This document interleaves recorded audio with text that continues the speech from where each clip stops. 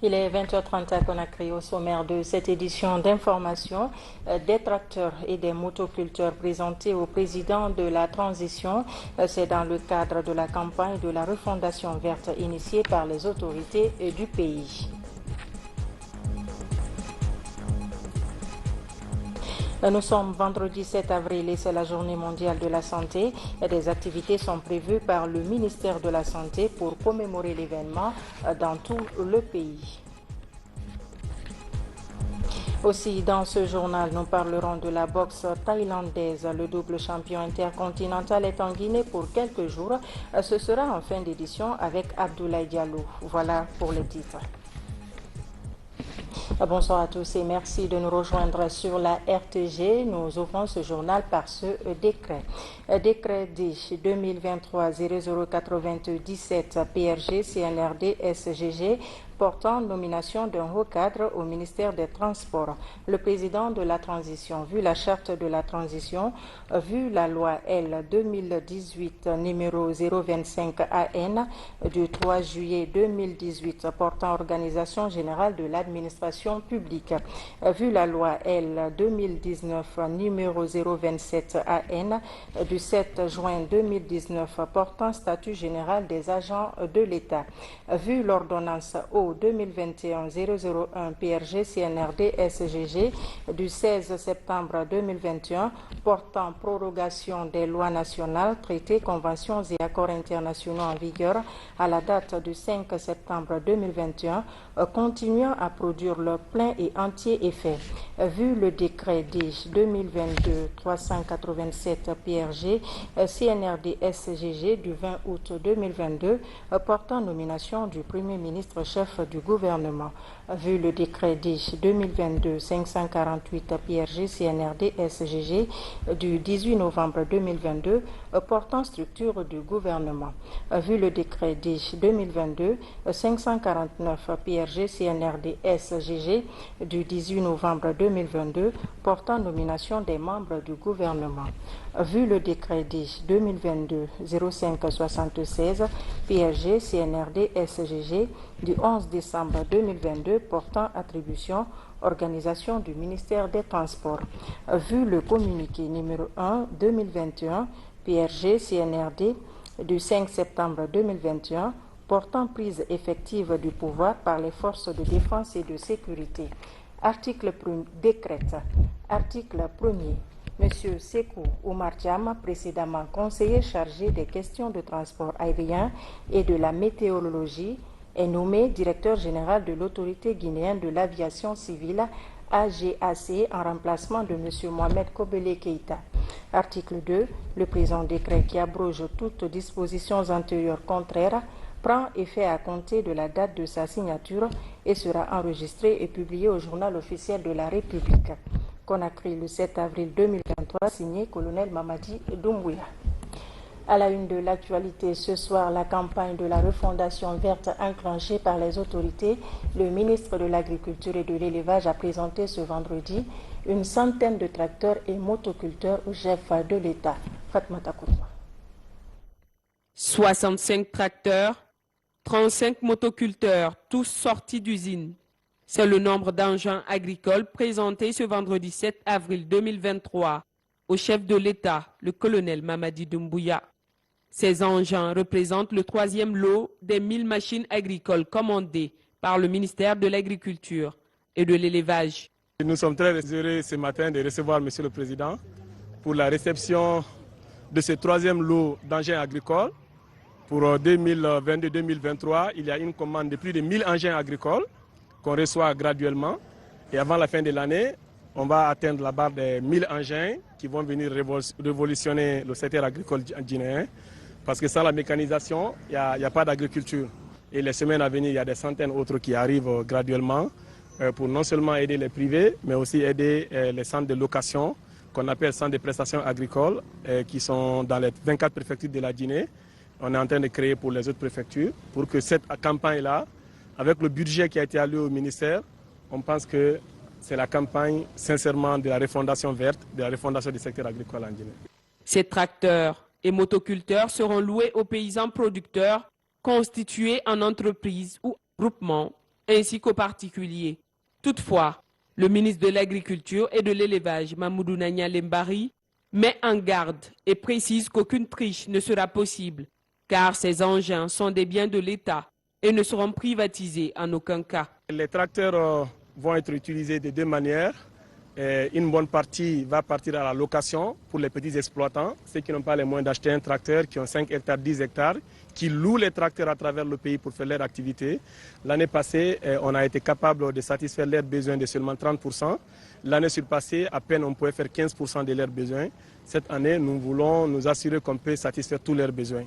Et l'autre moitié va partir aux acteurs privés qui ont un peu de moyens. On a mis en place un mécanisme financier dans lequel un privé paye 35% de la valeur d'une machine. Quand il paye les 35%, l'État l'aide à avoir la machine et lui donne un délai de 2 à 3 ans pour rembourser graduellement le reste. Il faut rappeler que toutes ces machines-là ont des trackers GPS.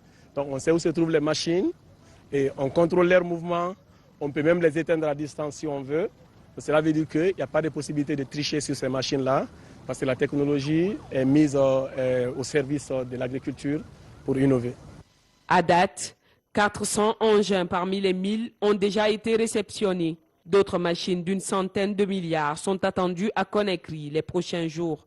Invite est donc lancé aux agriculteurs à s'en procurer afin de contribuer à la campagne de refondation verte enclenchée par les autorités. On est en train d'identifier, presque on a 60% aujourd'hui d'identification de monde rural. Pour dire les paysans de venir vers le ministère, surtout le FODA aujourd'hui qui est là et qui est prêt à donner tout. Et les conditions vraiment ne sont pas compliquées et c'est facile d'obtenir ces tracteurs. Et pas beaucoup de demandes au niveau des garanties. Et c'est pour cela, moi je dirais le monde rural aujourd'hui de profiter de cette occasion pour obtenir ces machines. Le coût global des engins présentés ce jour au président de la transition est estimé à 33 milliards de francs guinéens, tirés du budget du ministère en charge de l'agriculture et de l'élevage. Aujourd'hui, nous recevons des lots de tracteurs et de motoculteurs d'une valeur de 33 milliards. Ça, c'est seulement ce lot. Il y a d'autres lots de plusieurs centaines de milliards. Donc, en gros, cette année-là, on n'a pas moins de 100 milliards qui seront investis dans les équipements. D'ailleurs, l'estimation initiale avoisine les 200 milliards qu'on va investir dans les équipements. Et ça va continuer comme ça. Il faut savoir que dans le secteur agricole, il faut qu'on accepte des gros montants parce que c'est le secteur agricole qui emploie la majorité des Guinéens. Et je pense qu'avec la volonté du CNRD, cela est concret aujourd'hui. Le budget est triplé. On est parti des 400 milliards l'année passée. Aujourd'hui, on en a près de 2000 milliards. Et ça va se dépenser au profit des populations.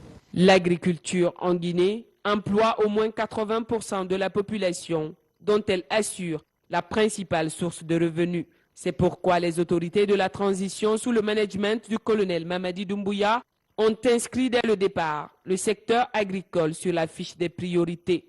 Et la campagne de refondation verte vise à révolutionner ce secteur dans l'objectif de l'atteinte à l'autosuffisance alimentaire. Ce vendredi 7 avril, les ambassadeurs de la République du Nigeria et du Royaume-Uni ont présenté leurs lettres de créance ainsi que celles de rappel de leurs prédécesseurs au chef de l'État. Ces diplomates comptent œuvrer pour le raffermissement des liens bilatéraux entre leurs pays respectifs et la Guinée. Fatmata Kourouma. Président de la transition, chef de l'État, le colonel Mamadi Doumbouya, a reçu ce vendredi 7 avril 2023 au Palais Mohamed V 2 ambassadeurs pour la traditionnelle présentation de lettres de créance. Il s'agit des diplomates de la République du Nigeria et du Royaume-Uni. Son Excellence Innocent Alaoma Uwedio est le nouvel ambassadeur extraordinaire et plénipotentiaire de la République fédérale du Nigeria en Guinée.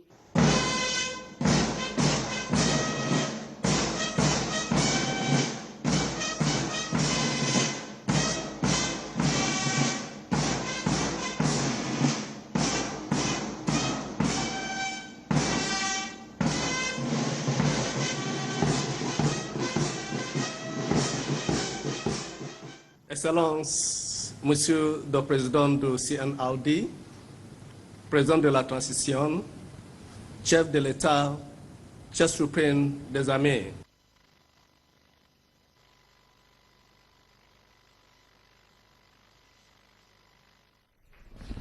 Le rapatriement des Guinéens vivant en Tunisie se poursuit. Le 7e convoi est arrivé mercredi en présence du ministre des Affaires étrangères. Nos reporters Moussa Bangoura et Makeme Donzo étaient également présents. Sur la liste des 16 Guinéens rapatriés de Tunisie, dans cet autre convoi figure le petit Kesseri Sagno, à peine 5 ans. Il y a juste un mois, sa mère est morte à Tunis des suites de maladie. Depuis lors, c'est un voisin, lui aussi guinéen, touché par la montée raciste en Tunisie, qui l'héberge. Aujourd'hui, tous les deux et d'autres compatriotes ont pu rejoindre le Bercail grâce au pont aérien mis en place par le président de la transition, le colonel Mamadi Doumbouya. Sa maman, elle est tombée malade, elle avait tuberculose, donc elle n'a pas pu supporter, elle a succombé. Donc comme nous on était voisins, j'étais en contact avec ses parents ici en Guinée. Ils m'ont confié l'enfant, comme moi aussi j'ai décidé de venir chez moi, ils m'ont confié l'enfant de venir avec. On n'a pas pu terminer les études. J'étais là-bas pour une formation de 1 an, mais je n'avais fait que 6 mois. Je ne pouvais pas terminer, même les attestations que j'avais eues, j'ai été dépouillé de tout. Venu accueillir les compatriotes, le chef de la diplomatie guinéenne met l'occasion à profit pour leur expliquer la vision du chef de l'État au sujet de la refondation et des autres grands chantiers en cours dans le pays. Dr Morisanda Kouyaté précise que cette opération se poursuivra tant que nécessaire pour ramener d'autres personnes, comme le petit Kesseri Sagno au Bercail. Si on n'avait pas exécuté ce que le président nous a dit, cet enfant serait resté là-bas. Qui aurait pu prendre soin de lui? Encore une fois, c'est le lieu de remercier le président de la transition. Et comme il l'a dit, nous allons continuer à faire rentrer nos compatriotes jusqu'au dernier. Vous êtes chez vous, vous êtes revenus à la maison, chacun de vous a sa place ici. Ce 7e convoi est composé de 15 jeunes Guinéens, dont une femme. Le ministre des Affaires étrangères a demandé leur prise en charge immédiate, conformément aux instructions du président de la transition. Le 8e convoi des Guinéens en détresse en Tunisie est aussi arrivé ce vendredi à Conakry à bord du vol affrété par le président de la transition. Au nombre de 45, ils ont été accueillis par le chef de l'État. Compte rendu, Oumar Barish. Les secours d'urgence en faveur des Guinéens en détresse en Tunisie se poursuivent depuis les déclarations des hautes autorités tunisiennes le 22 février dernier qui ont mis en mal la quiétude et la sécurité des subsahariens dans ce pays. Face à cette situation regrettable, les autorités guinéennes, sous la conduite directe du président de la transition, chef des armées, le colonel Mamadi Doumbouya, n'ont pas lésiné sur les moyens pour venir en aide à nos compatriotes. Au-delà de l'assistance financière octroyée, le président de la transition a mis en mission le ministre des Affaires étrangères, de l'intégration africaine et des Guinéens établis à l'étranger, en affrétant cet aéronef floqué du tricolore national et du branding Guinée, symbole de la souveraineté aérienne de la Guinée recouvrée pour le retour de nos compatriotes. Ainsi, au compte de ce pont aérien établi depuis le début des événements, le 8e convoi est arrivé ce vendredi 7 avril aux environs de 16 h GMT. À bord de ce vol, 46 Guinéens qui ont saisi l'opportunité pour regagner volontairement la mère patrie. Ils ont été chaleureusement accueillis par le premier responsable du pays, le colonel Mamadi Doumbouya, en compagnie du patron de la diplomatie guinéenne, Dr Morisanda Kouyaté, qui une fois encore met l'accent sur le patriotisme du chef de l'État. Notre président est là. Comme nous le disons, ça ne se commande pas. Ce qu'il fait, vous le voyez.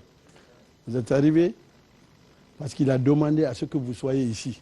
Et ceux qui sont là-bas, encore, il me l'a répété aujourd'hui, jusqu'au dernier qui veut venir, il faut les faire venir. Monsieur le Président, nous avons le 8e convoi, au nombre de 46 passagers. Il y a 3 femmes et 8 mineurs. Et nous avons transporté sur vos instructions depuis le début 337 personnes. Il reste environ une centaine là-bas et nous allons accélérer le pont aérien sur vos instructions. Les Guinéens rapatriés remercient et félicitent le colonel Mamadi Doumbouya pour avoir anticipé cette situation en mettant en branle un vol spécial permettant de les sortir du bourbier tunisien. Une assistance qui leur procure confiance, fierté et sérénité, soutiennent-ils. J'étais en Tunisie, je remercie M. le Président de ce qu'il a fait, parce qu'il a fait beaucoup pour nous.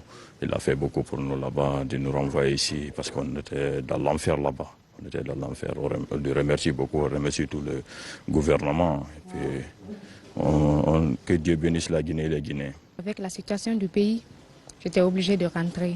J'ai reçu mon diplôme et je suis rentrée. Je dis merci au président pour l'acte qu'il a fait pour sa population. On lui dit vraiment merci, merci. Je suis quand même dépassé. Je n'ai pas beaucoup de choses à dire. Premièrement, je ne fais que féliciter, c'est-à-dire l'acte que l'autorité guinéenne a pris vraiment pour nous venir secourir dans cet enfer. Vraiment, ça nous a vraiment soulagés. Cette aide gouvernementale des Guinéens en détresse en Tunisie continuera sans répit tant qu'il y a un seul Guinéen qui voudra rentrer au pays, réitère le chef de l'État, chef suprême des armées, le colonel Mamadi Doumbouya. Bienvenue au pays et vous dire solennellement, avec le ministre des Affaires étrangères, nous allons faire le point et trouver une solution pour chacun de vous qui rentre au pays pour servir notre pays. Ils sont au total 46 Guinéens qui ont été évacués de la Tunisie aujourd'hui. Et parmi eux, des femmes, des enfants et de nombreux malades qui, dès leur arrivée sur le sol guinéen, ont été immédiatement pris en charge par les autorités. À Londres, le nouvel ambassadeur de la Guinée a remis ses lettres d'accréditation au secrétaire général de l'Organisation maritime internationale. Son Excellence Ali Diallo est désormais le représentant permanent de notre pays au sein de cette institution. Après la remise, il s'est entretenu avec le secrétaire général sur les attentes de la Guinée vis-à-vis de l'OMI. Je vous propose de l'écouter. Les échanges ont porté sur le renforcement des relations de coopération entre la Guinée et cette organisation. Pendant l'audience que le secrétaire général m'a accordée, j'ai réitéré la volonté du gouvernement de la République de Guinée, à sa tête le colonel, son Excellence le colonel Mamadi Doumbouya, pour le renforcement des relations avec cette organisation onisienne. Nos échanges ont porté sur la coopération technique avec cette organisation et j'ai profité pour solliciter l'assistance dans le cadre de la formation des fonctionnaires évoluant dans le secteur maritime, surtout dans le cadre de la digitalisation de l'administration maritime. Et puis le projet SUID pour l'autonomisation de la femme et le dividende démographique fait du chemin. Pour renforcer davantage sa mise en œuvre, une réunion d'évaluation entre acteurs a eu lieu au ministère du Plan et de la Coopération internationale. Au menu, l'évaluation des performances obtenues. Sona Sagno. Réunion d'évaluation avec les différentes parties prenantes au projet SUID qui est sous la tutelle du ministère du Plan et de la Coopération internationale. Il était question de présenter l'état d'avancement de la mise en œuvre du projet en vue de relever les performances ainsi que les difficultés rencontrées. Suite à une mission d'assistance technique du partenaire clé de ce projet qui est le groupe de la Banque mondiale qui appuie ce projet à hauteur de 60 millions de dollars. Le dernier conseil des ministres a mentionné que ce projet était en vue par les plus hautes autorités de ce pays et malheureusement le taux d'avancement était encore à améliorer. Aujourd'hui, ces choses faites, les différents secteurs qui interviennent dans le cadre de la mise en œuvre de ce projet se sont réunis, accompagnés des partenaires pour faire le point. Grâce au leadership de la tutelle, c'est-à-dire de la ministre du Plan et de la Coopération, des grands enseignements ont été tirés. Et j'estime maintenant que le projet va retrouver la pédale d'accélérateur. L'objectif principal du projet SUID est d'œuvrer à l'autonomisation de la femme et le dividende démographique pour l'amélioration des conditions de vie des populations. L'initiative bénéficie du financement de la Banque mondiale avec l'appui technique du Fonds des Nations Unies pour la population, UNFPA. En fait, ces projets SUID, c'est des projets nationaux sous un leadership vraiment du gouvernement à la fois, avec, disons, la main de gestion d'une unité de gestion nationale. Et donc, les partenaires, on est là vraiment à la disposition, mais pas seulement à la demande, mais aussi pour être impliqués de façon proactive pour que le projet ait ses résultats. Au total, 5 ministères sont concernés par ce projet. Il s'agit des ministères du Plan et de la coopération internationale, de la promotion féminine, de l'enfance et des personnes vulnérables, de l'enseignement pré-universitaire, de la santé, de la jeunesse et des sports. Le projet Suède va certainement impacter positivement. On enchaîne avec ce communiqué du secrétariat général des affaires religieuses. Le secrétariat général des affaires religieuses et le ministère de l'économie et des finances sont heureux d'informer le peuple croyant de Guinée que grâce à Dieu et aux inlassables efforts fournis par son Excellence colonel Mamadi Doumbouya, président de la transition, chef de l'État, chef suprême des armées, le Hajj se fera cette année au lieu saint de l'islam. 10 000 personnes sont ainsi autorisées à effectuer le pèlerinage au titre de l'année 2023. À cet égard, malgré le contexte mondial difficile, en exécution des hautes instructions du président de la transition, le tarif du Hajj qui était à 60 millions de francs guinéens l'année dernière est fixé à 57 millions de francs guinéens en 2023. Les candidats et candidates au pèlerinage sans limite d'âge sont ainsi invités à prendre les dispositions urgentes ci-après. 1. Payer le montant du Hajj à la BCRG à Conakry et dans les agences de la dite banque à l'intérieur du pays, dans les comptes ouverts à cet effet, et ce, après délivrance d'une autorisation de versement par le secrétariat général des affaires religieuses ou par ses démembrements. Les inscriptions qui démarrent le mardi 11 avril se clôtureront le vendredi 19 mai 2023 auprès des secrétariats communaux des affaires religieuses des 6 communes de Conakry et dans les secrétariats préfectoraux du pays. 2. Être muni d'un passeport biométrique valide de plus de 6 mois ou se faire établir un nouveau dès maintenant auprès des services préposés à cet effet au centre islamique de Donka. 3. Se faire établir un certificat d'aptitude médicale délivré à l'hôpital national Niasdine, à l'hôpital régional Anta Nord ou dans les CMC de Conakry, hôpitaux régionaux et préfectoraux du pays. 4. Disposer de la carte de vaccination contre la COVID-19, la fièvre jaune et la méningite. 5. Apporter 6 photos sur fond blanc, la photocopie de la carte nationale d'identité et fournir 2 numéros de téléphone. Signé le ministre secrétaire général des Affaires religieuses, Elhadj Karamo Diawara, et le ministre de l'économie et des finances, Moussa Sissé. Délivrance des documents d'identité. L'Agence nationale de lutte contre la corruption multiplie les sensibilisations pour minimiser la souffrance des citoyens. Les agents en charge de ces opérations sont également appelés à éviter les cas de corruption au risque de s'exposer à la rigueur de la loi. Omar Bari revient sur l'étape de la commune de Ratoma. L'Agence nationale de lutte contre la corruption veut à tout prix marquer le pas pour combattre ce fléau à l'effet de promouvoir la bonne gouvernance. Ainsi, en cette période de délivrance des cartes d'identité nationale biométrique, l'ANLC maintient la pression quant à la bataille contre les manquements à la probité liés aux multiples raquettes dont sont souvent victimes des citoyens qui veulent se procurer leurs pièces d'identité. Des missionnaires de cette structure anticorruption ont été redéployés dans les 5 communes de Conakry. Ici, à la mairie de Ratoma, des citoyens crient leur ras-le-bol et se disent épuisés par la lourdeur administrative quant à la délivrance des cartes d'identité nationale biométrique.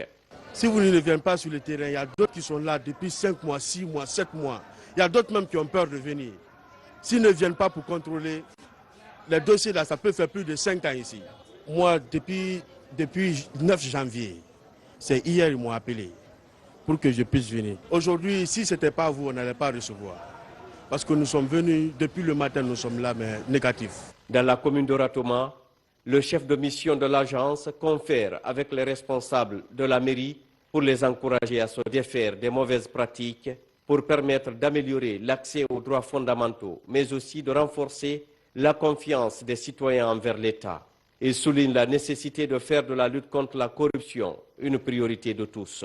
Il y a une première mission qui était passée, qui a fait des constats au niveau non seulement des mairies, dans le cadre de la délivrance des extraits de naissance et aussi des cartes d'identité biométriques. Alors, il y a eu des recommandations, mais fort malheureusement, il faut reconnaître, nous avons reçu des informations à partir de notre centre d'alerte, parce que nous avons un centre d'alerte qui fonctionne 24 heures sur 24, qui nous a permis d'avoir ces informations. Alors, ces informations attestent que jusqu'à présent, ces pratiques continuent, ces pratiques de corruption, et rançonnent les citoyens, la population, et pour permettre aux populations, aux citoyens d'avoir leur carte d'identité biométrique ou extrait de naissance biométrique, il faut qu'ils payent quelque chose. Alors nous sommes dit, en fait, il faudrait que nous repartions à la base pour essayer de sensibiliser ces agents chargés de la délivrance des cartes d'identité et extrait de naissance, et qu'ils sachent qu'il y a ce que nous appelons la loi anticorruption. Chez nous, il n'y a pas de petite corruption, il n'y a pas de grande corruption. Et le corrupteur et le corrompu sont tous punis par la même peine. David Keita, acteur de la société civile qui a accompagné la mission sur le terrain, s'engage ainsi à se tenir aux côtés des autorités à travers l'ANRC pour œuvrer ensemble à la réduction de la corruption. Pour y arriver, il réaffirme ici sa priorité de placer les citoyens au cœur de son action qui se traduira notamment par la promotion de la transparence. Il faut qu'on nous dénoncions, il faut que cela soit arrêté. Bien avant qu'on ne vienne sur le terrain, en tant qu'acteur de la société civile, nous avons mené des investigations, nous sommes constitués, c'est-à-dire en citoyens nécessiteux de ces documents. Nous sommes venus les chercher et également nous avons vu comment ça se passe. Nous ne comptons pas laisser les bras, il faut que nous continuions à travailler ensemble parce que nous sommes des partenaires sociaux, c'est pour la bonne marche du pays. Cette série d'opérations de sensibilisation s'inscrit parmi les objectifs de l'Agence nationale de lutte contre la corruption et de promotion de la bonne gouvernance, qui vise non seulement à renforcer les dispositifs de prévention, mais aussi et surtout à sanctionner efficacement les acteurs qui se rendraient coupables de corruption sous toutes ses formes. L'ANRC entend concentrer son action contre la corruption pour redorer l'image du pays et promouvoir la bonne gouvernance, comme le veut le président colonel Mamadi Doumbouya. Et cette action consiste à éliminer au sein de l'administration publique les cellules dormantes débridées au service de la corruption et de la spéculation. Bientôt, les travaux d'extension et de modernisation de l'aéroport international Ahmed Sékou Touré. Et déjà, le ministre des Transports Félix Lama échange avec les chefs de compagnie. Ensemble, ils font l'état des lieux de l'évolution du secteur aérien dans le pays. Reportage à Gassimouba. L'aéroport international Ahmed Sékou Touré dans la dynamique de l'extension et de la modernisation.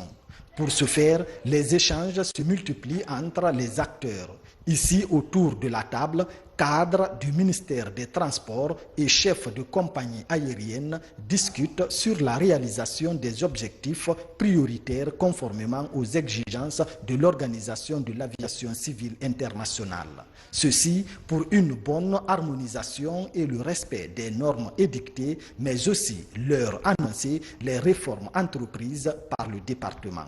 L'aéroport international de Conakry a été construit à l'époque pour 500 000 passagers. L'année dernière, nous avons fait 630 000 passagers. Ça veut dire que nous sommes maintenant à l'exigu. Il est important de pouvoir doter notre pays d'infrastructures aéroportuaires dignes de ce nom. Nous en sommes capables, c'est à notre hauteur. Il n'y a pas de raison que nous ne puissions pas disposer au sein de notre pays d'infrastructures aéroportuaires comme cela se voit dans d'autres pays. Il n'y a pas de raison. Le gouvernement s'est engagé à doter le pays d'infrastructures aéroportuaires, ce qui nécessite les échanges avec les différents chefs de compagnies aériennes afin de partager la vision des autorités par rapport à l'extension et la modernisation des infrastructures aéroportuaires à travers le pays. C'est important pour le pays, pour la Guinée, donc, de pouvoir avoir des compagnies de grand renom qui fréquentent notre pays. Et c'est cela justement, cette refondation-là et cette rectification institutionnelle que le CNRD, avec à sa tête le colonel Mamadi Doumbouya, essaye d'impulser. Et c'est important justement que nous puissions, main dans la main, avec les compagnies aériennes, continuer à échanger pour le développement de notre trafic aérien Pour le directeur général de la SOGEAC, cette rencontre avec les représentants des compagnies aériennes est une façon d'apporter leur expérience pour l'émergence de l'aviation civile. La rencontre intervient à la veille du lancement des travaux d'extension et de modernisation de l'aéroport international Ahmed Sékou Touré. Les actions pour améliorer les conditions de travail des fonctionnaires de police se poursuivent. Après Mamon, Pita, Labé et Lelouma, le ministre de la Sécurité était l'hôte des populations de Lola en région forestière. Bachir Diallo a procédé à la pose de la première pierre pour la construction d'un commissariat central moderne. Le point avec Souleymane Kondé et Diarra Diallo. Bientôt un commissariat central moderne ici à Lola. C'est une disposition des autorités de la transition pour offrir un cadre de travail aux fonctionnaires de la police. Le bâtiment sera réalisé sur les ruines d'un ancien commissariat. Depuis plus de 10 ans, la promesse de construction du commissariat central nécessaire donne l'espoir à la population, mais toujours en vain.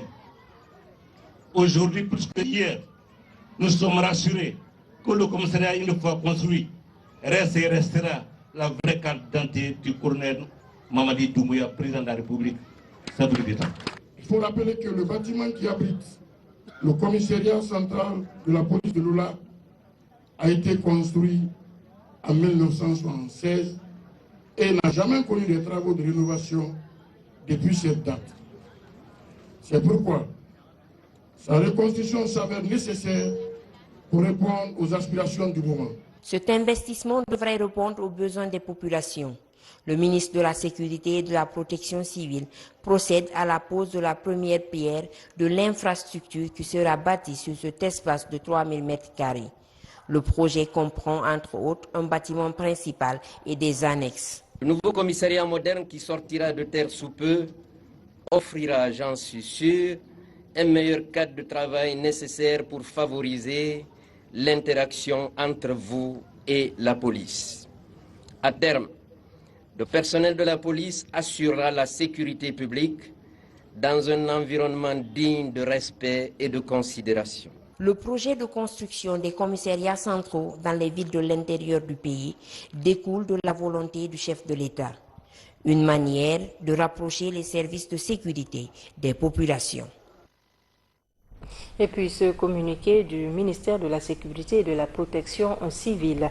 Le ministère de la Sécurité et de la Protection civile constate avec regret que depuis un certain temps, les usagers de la route et les officiels de l'État, en totale contradiction et violation flagrante du communiqué numéro 0022 CNRD 2021 portant réglementation de l'utilisation des sirènes, en font un usage démesuré et provoquent des dysfonctionnements dans la circulation.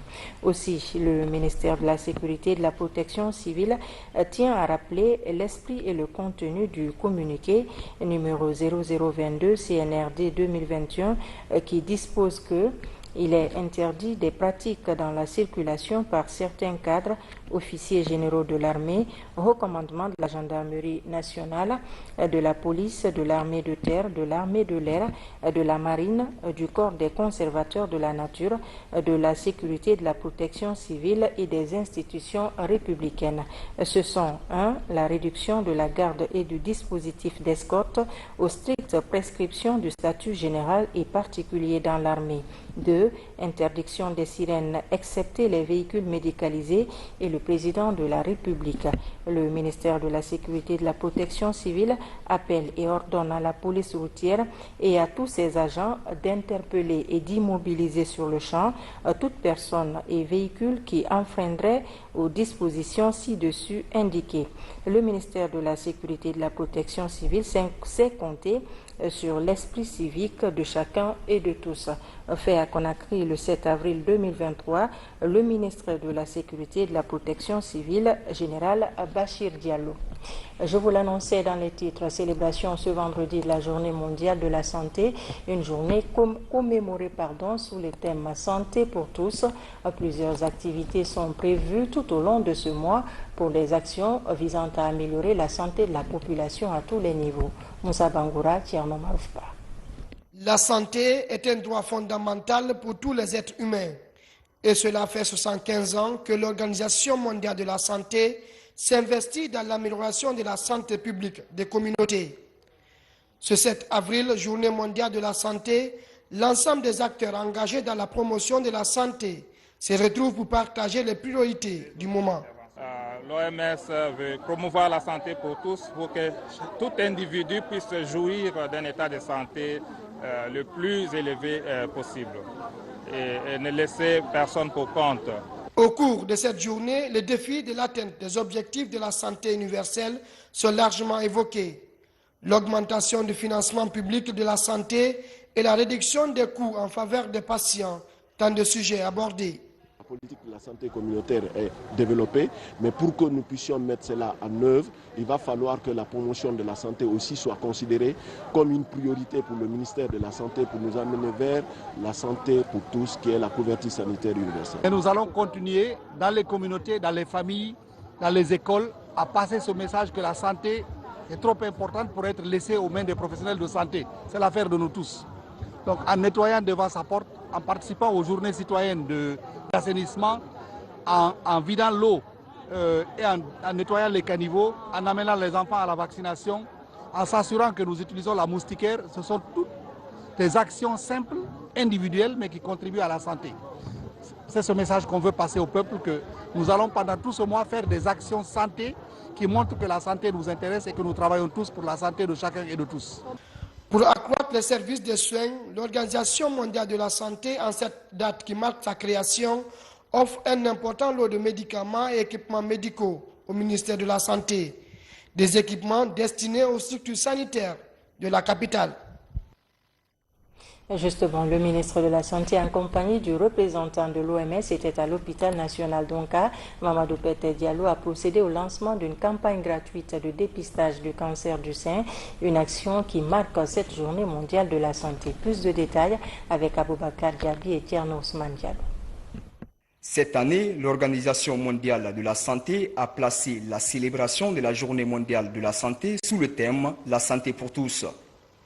Pour marquer l'événement au CHU d'Onka, une journée de consultation gratuite est organisée avec les nouveaux appareils de mammographie. Une opération de dépistage du cancer du sein, comme pour alerter sur les dangers de cette maladie et faire découvrir les ressources techniques et humaines dont dispose désormais la Guinée pour la prévention et le traitement. C'est l'occasion pour nous de faire profiter à cette population vulnérable de leur faire profiter de ces équipements en faisant une campagne gratuite de dépistage du cancer du sein. Donc l'hôpital d'Onka étant un hôpital public à vocation sociale est parfaitement dans sa mission de sensibilisation, d'éducation, mais aussi de dépistage de ce type de maladie. Nous recevons beaucoup de personnes vulnérables au niveau du département et si on peut les aider à les orienter vers l'hôpital d'Onka. Nous venons de voir tous ces appareils de dernière génération pour pouvoir prendre en charge vraiment les patientes qui souffrent de cancer du sein et autres pathologies dans le même ordre. Vraiment, on ne peut que dire Dieu merci.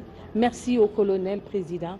Avec la rénovation des CHU d'Onka, d'importants investissements ont été effectués au service d'imagerie médicale. Des appareils de pointe qui font la fierté de l'hôpital et du système de santé guinéen qui se veut beaucoup plus moderne.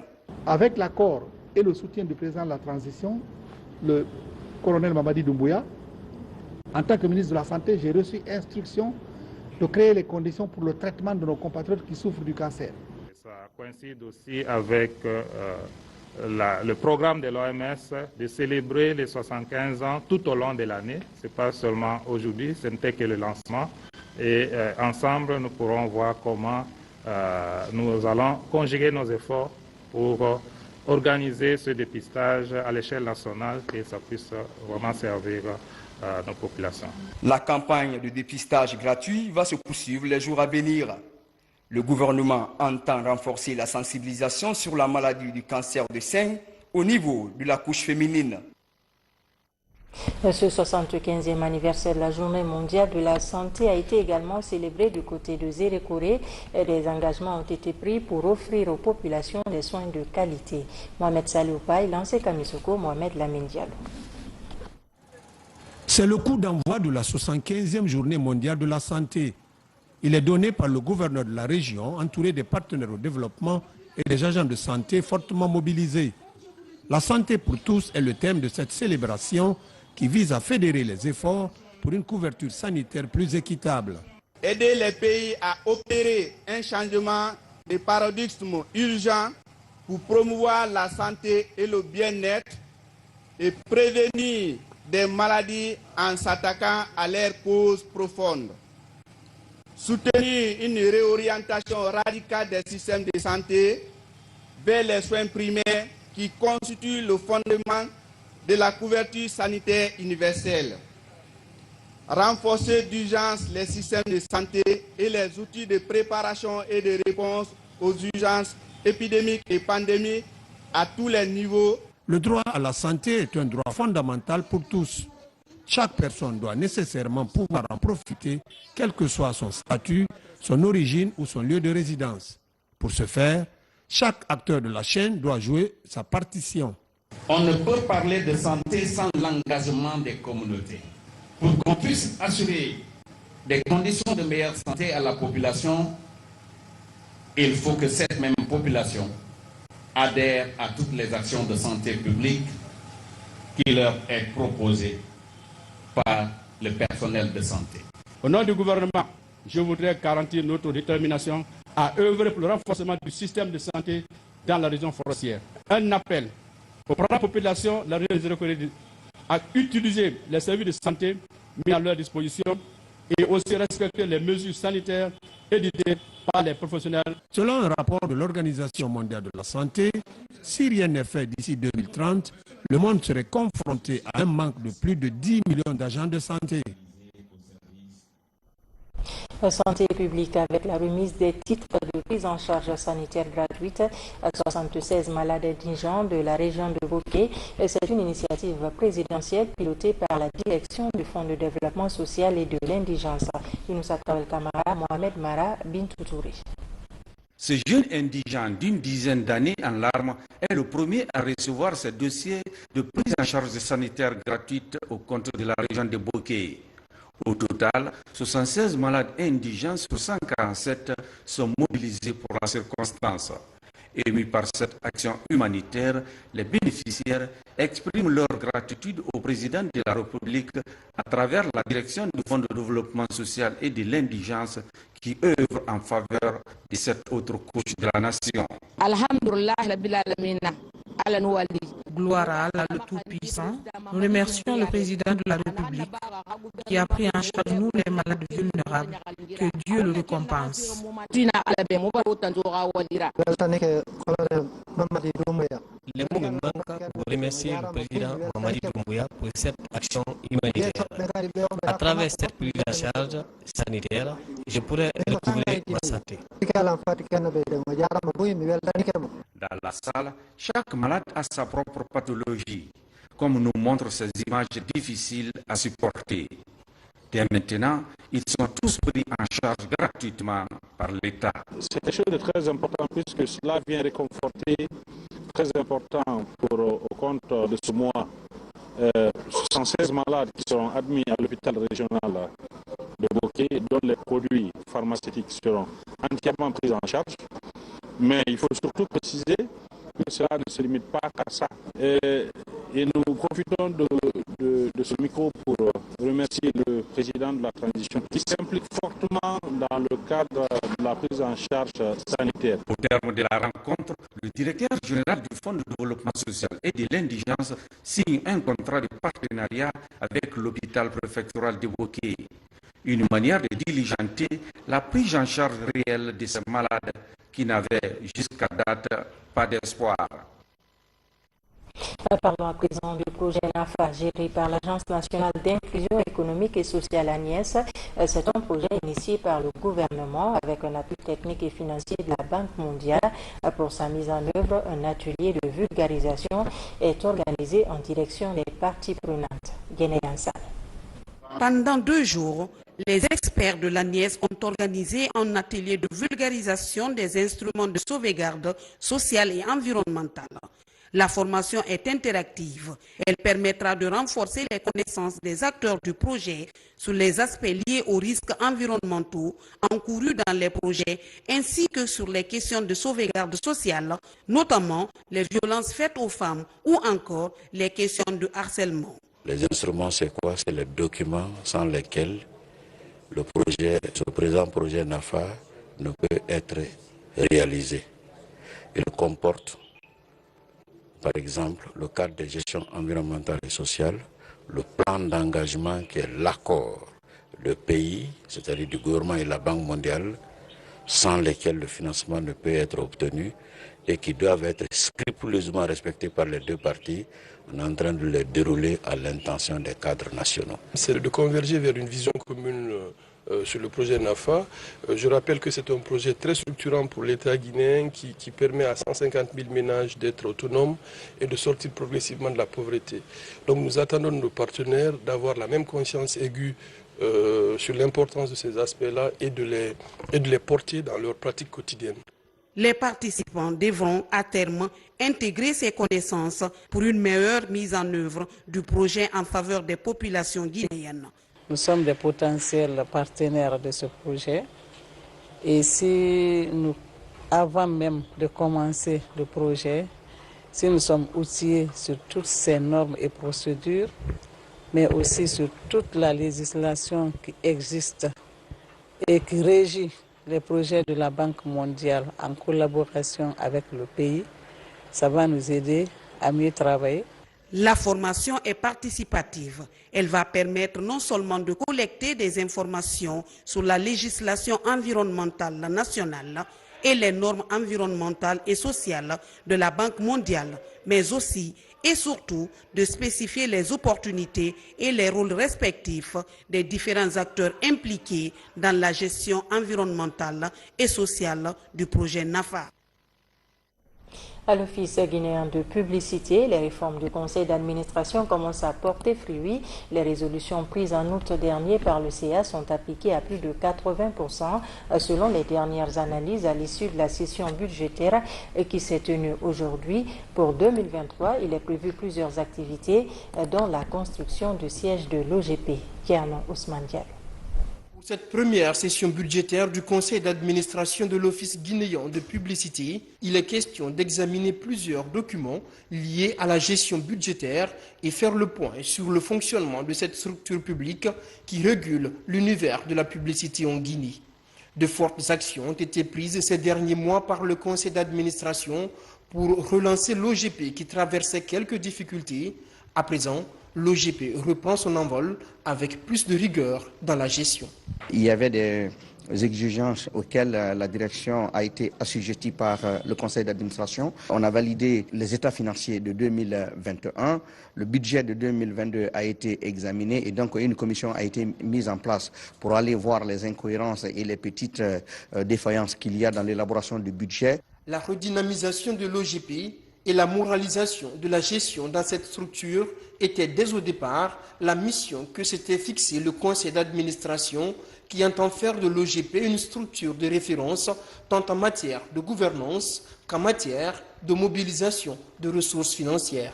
On a aussi planché sur le budget présenté par la direction pour 2023. Il n'est pas validé, mais c'est un budget très ambitieux qui prend en compte tous les aspects organisationnels de ce secteur de régulation. Et puis, nous avons aussi revu les résolutions prises lors du dernier conseil, puisqu'on avait adopté 17 résolutions. Sur les 17, il y a au moins 80% qui sont prises en compte au niveau de la société. L'un des points débattus était l'adoption du budget annuel 2023. Là-dessus, une commission technique est mise en place avant validation, une autre forme d'expression de la rigueur par le conseil d'administration dans le fonctionnement de l'OGP. Sport pour terminer avec la boxe thaïlandaise. Mamoudou Keïta, le double champion intercontinental, est en séjour en Guinée. Il est venu présenter sa nouvelle ceinture aux autorités de la transition. Mamoudou caresse le rêve d'organiser un combat international à Conakry avant de mettre fin à sa carrière. Abdoulaye Diallo, Ousmane Kamara Bintia Kondé. Après avoir presque tout raflé dans sa discipline, Mamoudou Excel Keita, double champion du monde en boxe thaïlandaise, veut raccrocher ses gants, mais dans un dernier combat qu'il compte livrer en Guinée, son pays natal. Âgé de 36 ans, Mamoudou nourrit l'ambition de terminer sa carrière de boxeur devant le public sportif guinéen.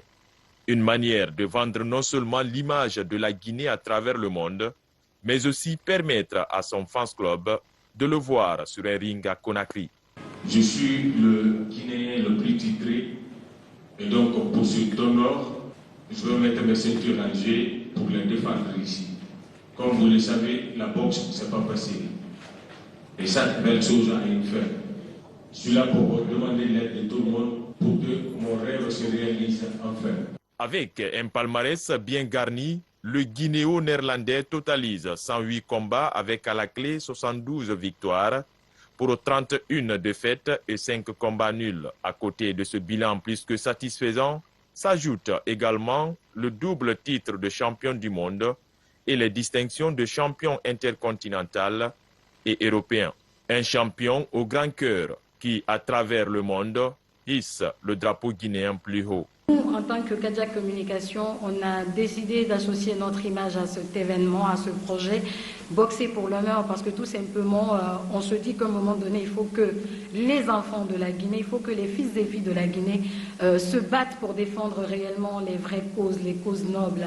Au mois d'octobre prochain, le projet Combattre pour l'honneur permettra à la Guinée de gagner le pari en termes de visibilité. Car cet événement sportif regroupera à Conakry les grandes nations de la boxe thaïlandaise par le biais de leurs champions respectifs. Avant de refermer ce journal, ce communiqué du ministère du Travail et de la Fonction publique, conformément aux dispositions du décret D 2022-0526 PRG CNRD SGG du 2 novembre 2022, modifiant le décret D 250 PRG CNRD SGG du 1er août 1995, instituant les fêtes légales en République de Guinée. Le ministre du Travail et de la Fonction publique porte à la connaissance des travailleuses, travailleurs et agents mixtes et agents des secteurs publics, mixtes et privés que la journée du lundi 10 avril 2023, lundi de Pâques, est déclarée férié, chômé et payé sur toute l'étendue du territoire national. Le ministre du Travail et de la Fonction publique profite de cette heureuse occasion pour souhaiter une bonne fête à tous les fidèles chrétiens de Guinée et d'ailleurs. Signé Julien Yumbuno. Nous revenons sur ce communiqué du secrétariat général des affaires religieuses. Le secrétariat général des affaires religieuses et le ministère de l'économie et des finances sont heureux d'informer le peuple croyant de Guinée que grâce à Dieu et aux inlassables efforts fournis par son excellence colonel Mamadi Doumbouya, président de la transition, chef de l'État, chef suprême des armées, le Hajj se fera cette année au lieu saint de l'islam. 10 000 personnes sont ainsi autorisées à effectuer le pèlerinage au titre de l'année 2023. À cet égard, malgré le contexte mondial difficile en exécution des hautes instructions du président de la transition, le tarif du Hajj qui était à 60 millions de francs guinéens l'année dernière est fixé à 57 millions de francs guinéens en 2023. Les candidats et candidates au pèlerinage sans limite d'âge sont ainsi invités à prendre les dispositions urgentes ci-après. 1. Payer le montant du Hajj à la BCRG à Conakry et dans les agences de la dite banque à l'intérieur du pays, dans les comptes ouverts à cet effet, et ce, après délivrance d'une autorisation de versement par le secrétariat général des affaires religieuses ou par ses démembrements. Les inscriptions qui démarrent le mardi 11 avril se clôtureront le vendredi 19 mai 2023 auprès des secrétariats communaux des affaires religieuses des 6 communes de Conakry et dans les secrétariats préfectoraux du pays. 2. Être muni d'un passeport biométrique valide de plus de 6 mois ou se faire établir un nouveau dès maintenant auprès des services préposés à cet effet au centre islamique de Donka. 3. se faire établir d'un certificat d'aptitude médicale délivré à l'hôpital national Ignace Dine, à l'hôpital régional Antanor ou dans les CMC de Conakry, hôpitaux régionaux et préfectoraux du pays. 4. Disposer de la carte de vaccination contre la COVID-19, la fièvre jaune et la méningite. 5. Apporter 6 photos sur fond blanc, la photocopie de la carte nationale d'identité et fournir 2 numéros de téléphone. Signé le ministre secrétaire général des Affaires religieuses, Elhadji Karamo Diawara, le ministre de l'économie et des finances, Moussa Cissé. Fini ce journal. Merci de nous avoir reçus chez vous. L'actualité se poursuit sur notre site le www.rtgcoloma.info. À demain.